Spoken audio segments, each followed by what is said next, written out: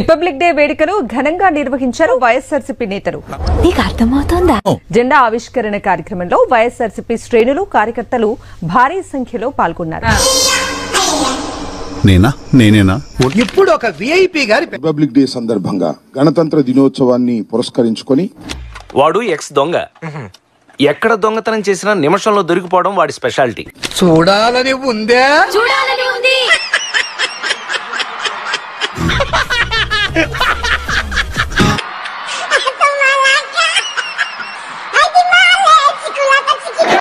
ఇదేనయ్యా ఇది నేనెప్పుడు చూడలే.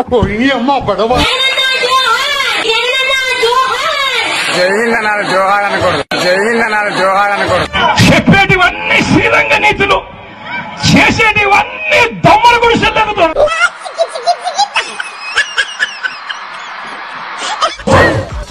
మీ కష్టం పగవాడికి కూడా రాకూడదు గురుగారు.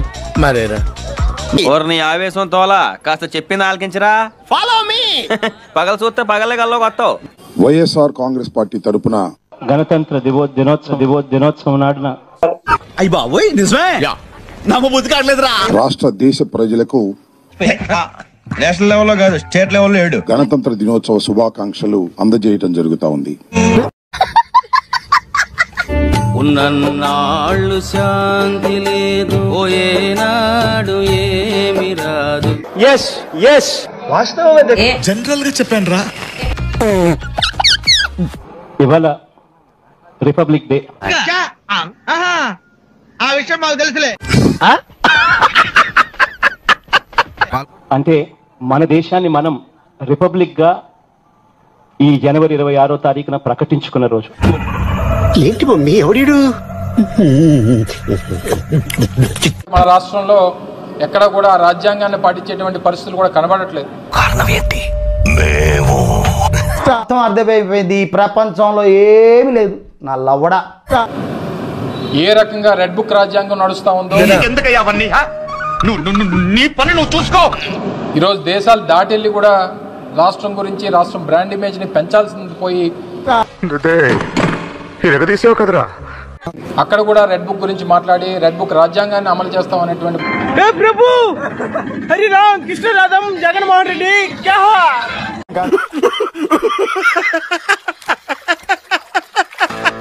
ఏదేమైనప్పటికీ బాధాకరం. రానటువంటి కాలంలో కాంగ్రెస్ పార్టీ అధ్యక్షులు జగన్మోహన్ రెడ్డి గారి నేతృత్వంలో ప్రజల పక్షాన వైఎస్ఆర్ కాంగ్రెస్ పార్టీ పోరాటం చేస్తున్నారు. చూసారా సార్ వీడు డబుల్ యాక్షన్, పరమ దుర్మార్గుడు సార్ వీడు. ఏ సైడ్ సార్ వీడిని? ప్రజల పక్షాన నిలబడుతుంది, వారి హక్కుల కోసం పోరాటం చేస్తాం. మా గెటబుల్ చూసి మీరు అపార్థం చేసుకుంటున్నారు. మాకంత పొజిషన్ లేదండి బాబు. విత్ ఇన్ షార్ట్ టైం మీరు భయపడతారు, నేను పెడతాను. చెప్పానుగా, నీ పని అయిపోయినట్టే. వైసీపీ హయాంలో ఒక్కసారి దావోస్ వెళ్లారన్నారు. అక్కడికి వెళ్లి కూడా బిత్తర చూపులు చూశారంటూ సెటైర్లేశారు. దావోస్ 4 సార్లు అక్కడ సబ్మిట్ జరిగితే ఒకసారి వెళ్ళి అతని నుంచి ఆ ఒక్కసారి వెళ్ళిన రోజు కూడా తిన్నాల్లో తప్పిపోయిన కుర్రోడ్లాగేమో బిత్తర చూపులు చూసుకుని తీస్తా. నాలో ఉన్న క్రియేటివిటీ మొత్తం బయటికి తీస్తా. నా తడాక చూపిస్తాను.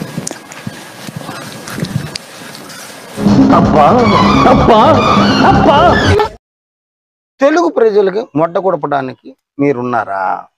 ఏం మాట్లాడాలో తెలియక ఇట్స్ వెరీ లెంతీ క్వశ్చన్ అని చెప్పి మాట్లాడి వెరీ లెంతీ క్వశ్చన్స్.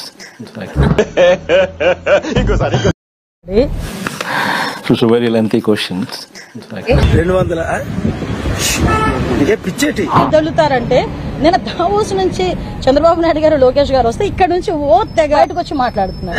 మాకు తెలియదు సార్, మీరు దేశ ముదురు కాబట్టి చెప్పండి. మీరు ముదురు కదా, మీరు అందరు నాకుతుంటారు కదా.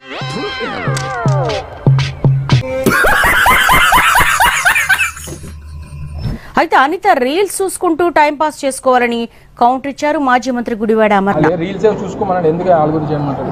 ఆ రీల్స్ దీనికి మీరు ఏమంటారు సార్? అవేవో నిన్న కూడా నా గురించి కూడా ఏదో మాట్లాడినట్టు చూస్తాను. ఏదో అన్నారుగా, ఏమన్నాను? బయటకు వచ్చేసారు.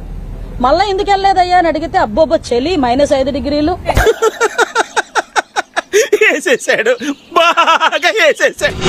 చాలా టూ మచ్ గా మాట్లాడిందిరా. నిన్న దావోస్ వెళ్ళి వచ్చి ఏం మాట్లాడుతున్నాడు ఆయన? ఇది ఒక మిథ్య అన్నాడు. అంటే 10 సార్లు దావోస్ వెళ్ళిన తర్వాత తెలిసిందా మిథ్య అని? Bye bye tata good bye గయా. స్నానం చేయలేము, మా గడ్డ కట్టేసింది, మా సెక్రటరీ పడిపోయాడని చెప్పి కబుర్లు ఆడారు. ఈ సొసైటీ నన్ను సైకో అని ముద్రేసింది. తీరా ఉత్తి చేతులు ఊపుకొని వచ్చి లేనిపోయినటువంటి ఆరోపణలు చేస్తా ఉన్నారు. ఇవన్నీ అల్లుడు నువ్వు తగ్గొద్దు, నువ్వు వెనకడుగు మ్యాటర్ ఏంటో తెలియదు.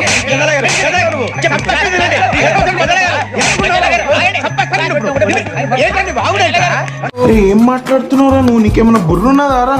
వెళ్ళిపోవాలి. మరి ఇంకేం చేసావయ్యా అంటే గుడ్ అంటాడు, అంటే గుడ్ అంటాడు. Thank you once again. Wish happy people's day. ఏంటి బాబా అన్న ఇంకోసారి అన్నది? Thank you once again. Wish happy people's day. ఓ చిన్నపిల్లాడి శాస్త్రాలు మానేసి సిన్సియర్ గా మాట్లాడన్నా.